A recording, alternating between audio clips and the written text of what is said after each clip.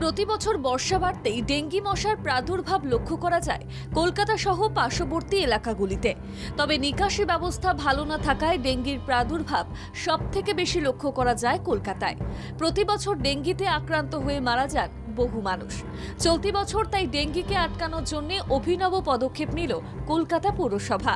বর্ষা প্রবেশের সময় মশাবাহিত রোগ যেমন ডেঙ্গি, ম্যালেরিয়া নিয়ন্ত্রণ ও প্রতিরোধ করার জন্য প্রয়োজনীয় পদক্ষেপ গ্রহণ করা নিয়েও ইতিমধ্যেই রাজ্যে উচ্চ পর্যায়ের বৈঠক হয়েছে দফায় দফায়। পাশাপাশি সমস্ত সংশ্লিষ্ট কাউন্সিলর থেকে পুরো আধিকারিকদের ভেক্টরজনিত পরিস্থিতি মোকাবিলা করার জন্য তাদের সহযোগিতা এবং পরামর্শ নিয়ে বৈঠকে পর্যালোচনা করেন মেয়র ফিরহাদ হাকিম ও ডেপুটি মেয়র অতীন ঘোষ।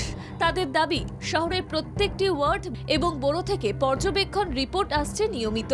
শহরের 144টি ওয়ার্ডের ভেক্টর কন্ট্রোল টিমকে নিয়ে ইন্টারসেক্টর ম্যানেজমেন্টের মাধ্যমে ভেক্টরজনিত পরিস্থিতি নিয়ন্ত্রণে পদক্ষেপ গ্রহণ করা হচ্ছে।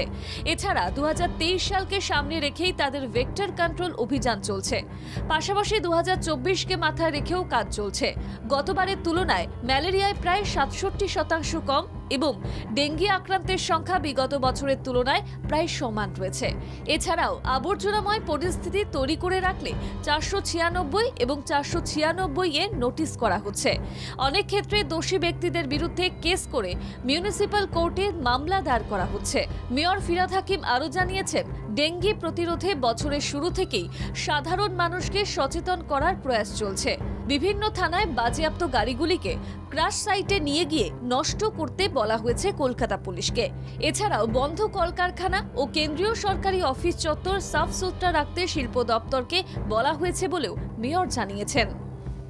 ব্যুরো রিপোর্ট, বাংলা জাগো।